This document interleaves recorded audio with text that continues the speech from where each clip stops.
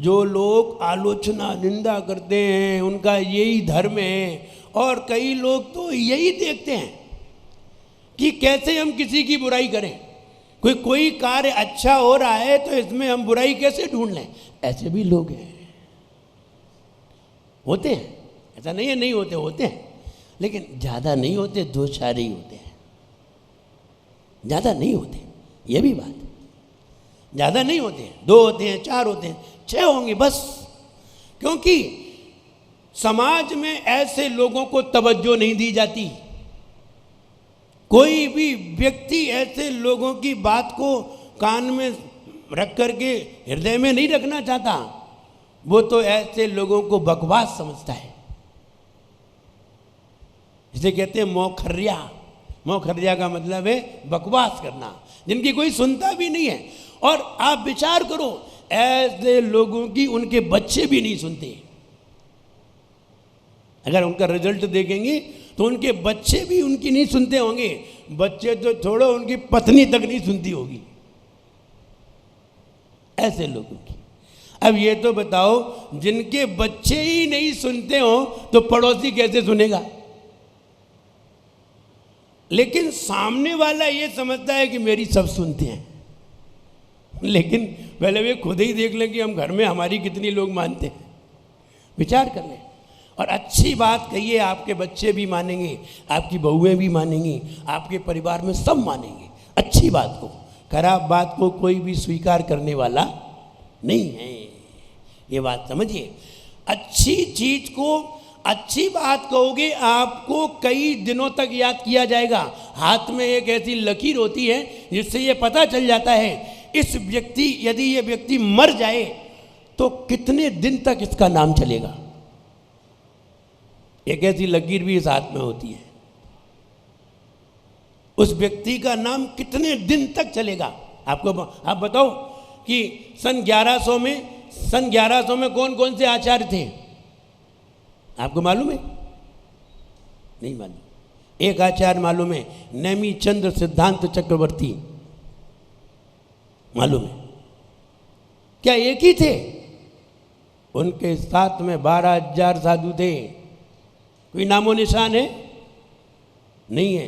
किसका नाम 1000 साल तक चलेगा, किसका नाम 2000 साल तक चलेगा, किसका नाम 100 साल तक चलेगा, किसका नाम 50 साल तक चलेगा, किसका नाम 10 साल तक चलेगा, और किसका नाम 10 दिन भी नहीं चलेगा। ऐसे लोगों का नाम 12 दिन से ज्यादा नहीं चलेगा।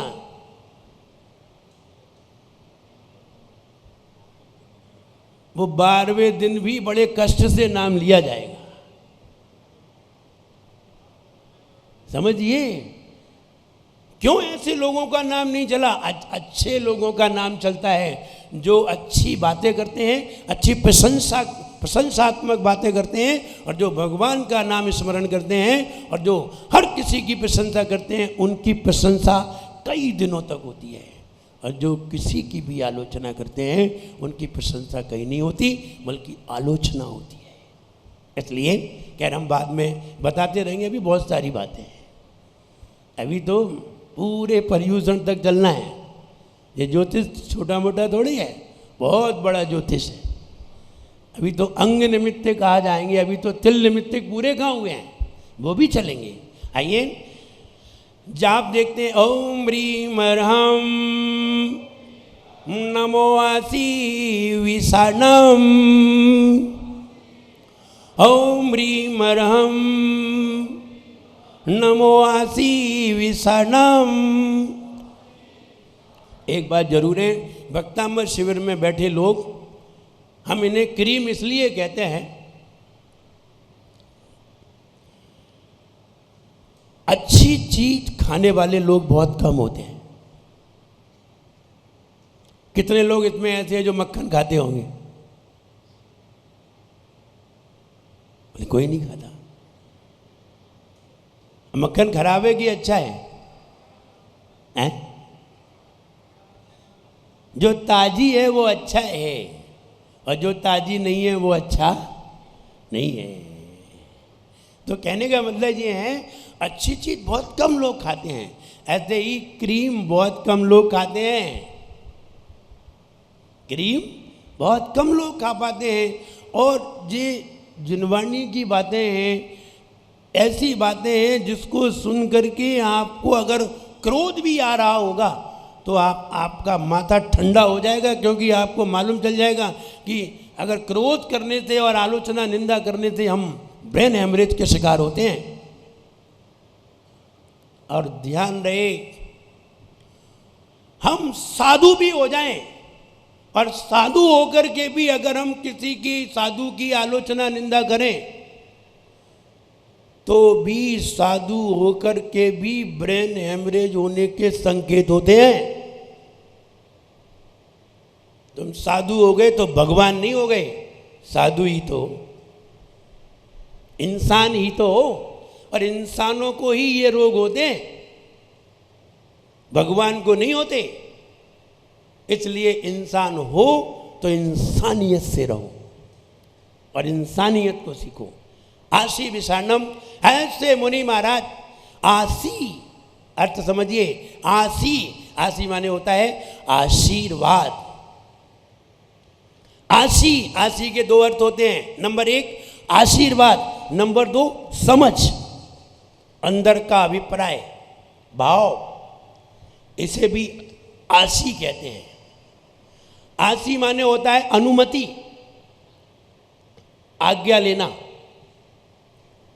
आशी माने कहते हैं श्री जिन्नवर की आशी का, आशी लीजे शीस चढ़ाए। तो आशी माने क्या चढ़ाए? जिनेंद्र भगवान का क्या चढ़ाना चाहिए? सिर पे क्या चढ़ाओगे? क्या? आशिका माने अनुमति, आज्ञा।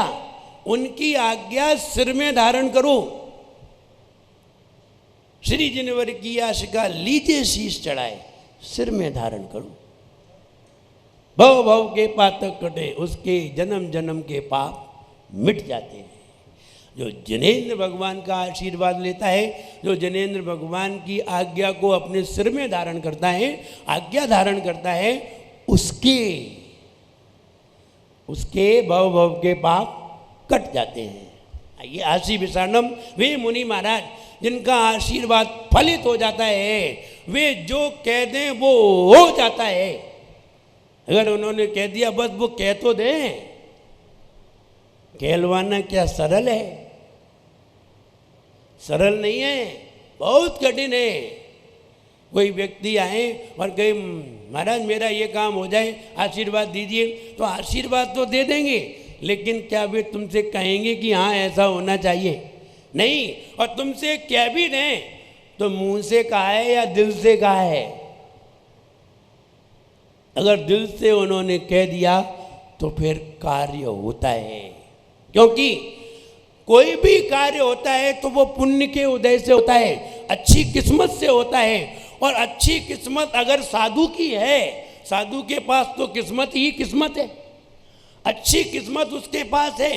तुम्हारी किस्मत से कार्य हो नहीं रहा है, अब तुम साधु के पास आए, हे गुरुदेव थोड़ी सी आप अपनी किस्मत मुझे दे दीजिए। क्या कहना है? आशीर्वाद का मतलब कि मेरी किस्मत से कार्य नहीं हो रहा है, मेरा बच्चा है सफल ही नहीं हो रहा है, कहीं 2 नंबर से लुढ़क जाता है, कहीं 3 नंबर से लुढ़क जाता है और पीछे रह जाता है। महाराज मैंने तो अपनी पूरी ताकत लगा दी, पूरी किस्मत भगवान से भी प्रार्थना कर ली, श्रीफल भी चढ़ा लिए, बादाम भी चढ़ा लिए, सब कर लिया और बच्चे को भी सब करा दिया, लेकिन इनकी, मेरी और इसकी किस्मत से कार्य सफल नहीं हो रहा है। अब आप अपनी थोड़ी सी किस्मत मेरी झोली में डाल दीजिए। इसका नाम है आशीर्वाद। इसी को आशीर्वाद कहते हैं। अब बताओ हम अपनी किस्मत तुम्हारी झोली में डालें या नहीं? बताओ, डालें कि नहीं? क्यों डालें? बताओ क्यों डालें? हम आपके घर के हैं, आपके रिश्तेदार हैं, बने रहो रिश्तेदार, हमने तो सब छोड़ दिए। हम आपके घर के, आपके रिश्तेदार हैं, हम आपकी सेवा करते हैं, हम आपकी सेवा करते हैं, हम आपकी भक्ति करते हैं, इसलिए मेरी झोली में डालो। क्या भक्ति इसलिए करते हो तो नहीं डाली जाएगी। तुम तो सेवा करो और भक्ति करो, सामने वाले के मन में आएगा तो तुम्हारी झोली में डाल देगा, और जिस दिन डाल दिया उसी दिन तुम्हारा काम हो जाएगा। डलवाने के तरीके होना चाहिए, और तरीके आते हैं तो तुम्हारी झोली भर सकती है, और तुम्हें तरीके नहीं आते तो तुम्हारी झोली नहीं भर सकती। राजा के पास एक भिखारी गया और उसने कहा, भगवान राजन, मैं 3 दिन से भूखा हूँ, मुझे बहुत भूख लगी है, मैं पीड़ित हूँ, मेरा परिवार भी भूखा है, और मेरा परिवार भी मरने के कगार पे है, भूखा हुआ है और परेशान भी है, पहनने से भी परेशान है। राजा ने, जा इसको बढ़िया भोजन दे दे, थाली में दिया भोजन, जाओ तुम भी खाओ, परिवार को भी खिलाओ। आया, क्या मिला? भोजन। भोजन तो भिखारियों को राजा सबको ही दे देता है। तुम भिखारी भी नहीं हो, बाहर से आए हो, तब भी राजा भोजन खिला देता है, आ जाओ, उसका कर्तव्य है।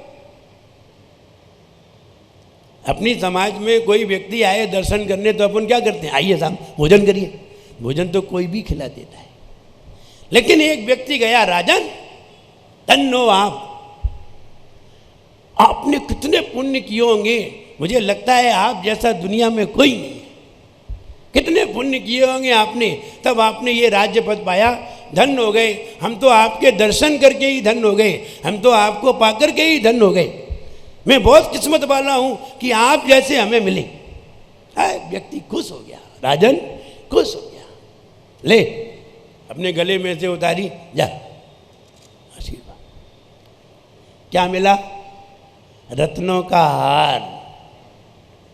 और उसे क्या मिला? भोजन। प्रशंसा करनी चाहिए। क्या करना चाहिए?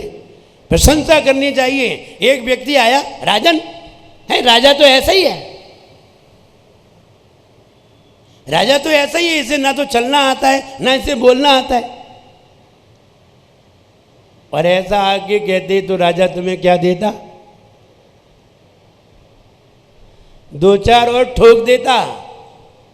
और राजा नहीं ठोकता, राजा के पास बहुत सारे खड़े हैं, वे ही ठोक देते, अंदर ही नहीं आने देते। ऐसे लोगों का अंदर प्रवेश वर्जित है। इसलिए ऐसे लोग बड़े लोगों के दिल में प्रवेश नहीं कर सकते। ये तो गंदे लोगों के दिल में ही रहते हैं, और गंदे लोग ही इनकी बात सुनते हैं, गंदे लोग ही इनकी बात दिमाग में रखते हैं, गंदे लोग ही इनके पास बैठते हैं। शराबी के पास अच्छे लोग बैठते हैं, सुना है? वो बैठा होगा तो धीरे से खिसक आएगा, वरना अपन और पकड़े जाएंगे, अपन और लपेटे में आ जाएंगे। तो इसलिए यहाँ ये बताया है, बेआसी विषाणम, हमें आशीर्वाद पाने की हिम्मत होनी चाहिए, ताकत होना चाहिए, वैसा विचार वैसा भाव प्रदर्शित करना चाहिए, तब कहीं जाकर के किसी का आशीर्वाद प्राप्त होता है। ऐसे ही नहीं हो जाता। आशीर्वाद लेने के तरीके होते हैं। सीधे आ गए, महाराज देव, हाँ जैसे कि महाराज तुम्हारे लिए देने के लिए खड़े हैं। अपनी किस्मत कौन दे देगा बताइए? कोई नहीं देगा। वारिस बनो फिर सब मिलेगा, पहले वारिस तो बनो। तो पहले सेवा करना चाहिए, सेवा करने से सब चीज़ प्राप्त होती है। आशी विषाणम, वे मुनि महाराज जो सोच लेते हैं, जो आशीर्वाद देते हैं और जो कह देते हैं वो हो जाता है। विदेश क्षेत्र में वे मुनि महाराज, उन मुनि महाराज को मेरा मन से वचन से काय से नमस्कार हो।